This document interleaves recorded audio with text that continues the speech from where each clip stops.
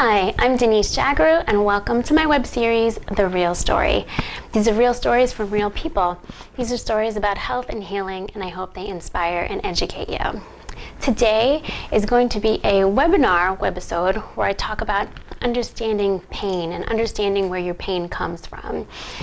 And why am I any kind of authority on pain? Well, I've suffered with pelvic pain almost my entire life. I am now pain-free, and I want to help you.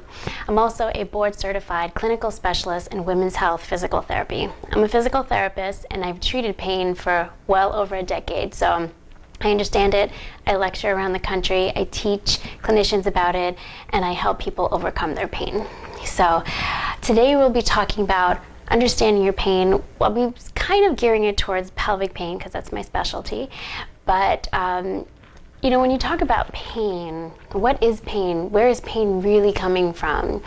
If you have a herniated disc or if you have a broken bone and you take a painkiller and you're numb to the pain after that, does that mean that your pain or the herniated disc or the broken bone all of a sudden healed itself? Not really, right? It's about your brain's perception of the pain. Painkillers, they block that signal and they help to numb the pain and improve those perceptions and those signals.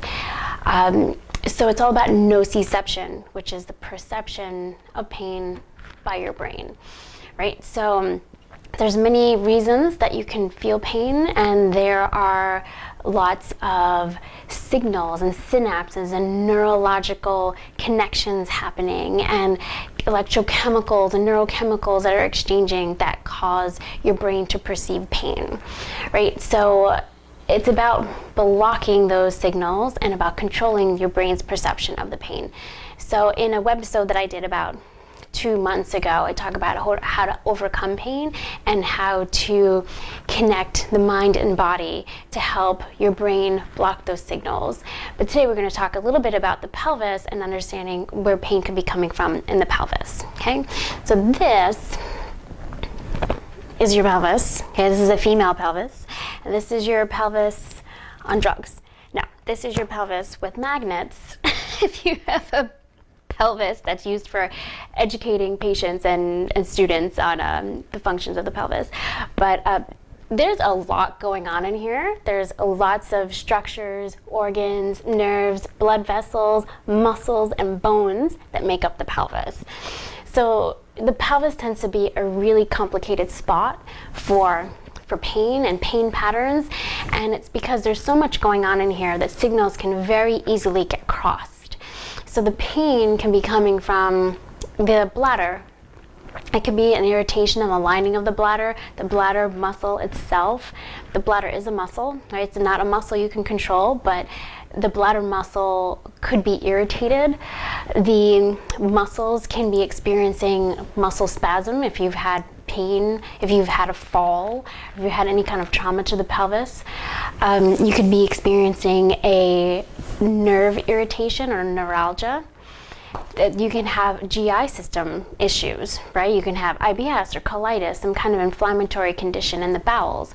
And so a lot of these conditions have similar referred pain patterns.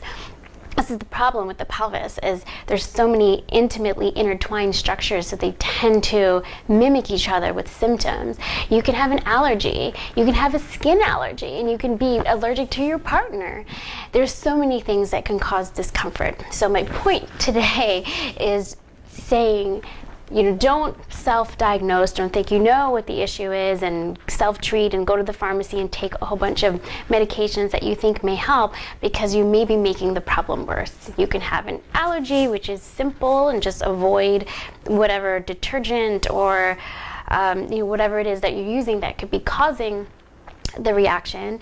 But then you go and you think it's a yeast infection or a bacterial infection, and you take an antifungal or an antibiotic, and it makes it worse.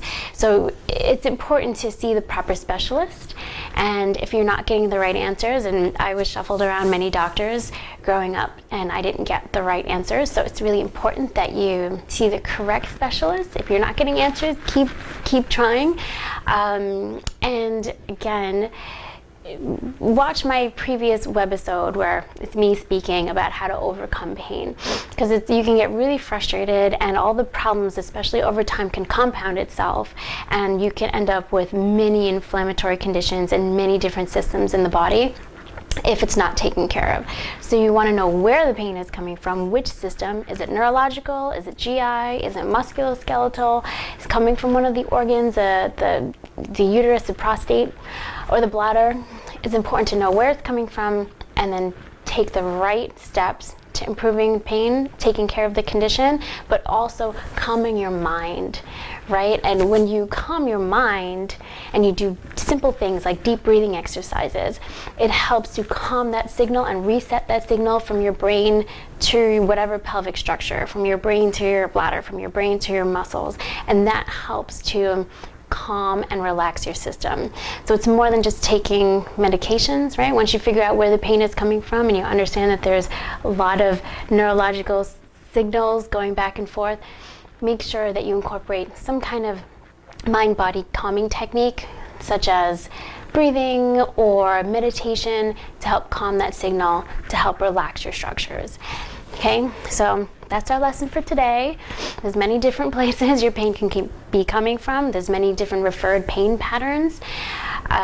Try to do a lot of research. Try not to self-diagnose and self-treat, and incorporate mind-body calming techniques once you figured it out. If you're doing injections or medications or creams or ointments or whatever it is, make sure you incorporate some kind of mind-body calming technique, and know that it's all about how your brain perceives the pain. It's not just about, you have a cut and it hurts and this is where the pain is coming from. It's how your brain is perceiving it. So you have control over your pain, and take back that control. All right, check out my website and subscribe to my channel, and I will see you next week. Tune in next week when we'll have more real stories. Thanks.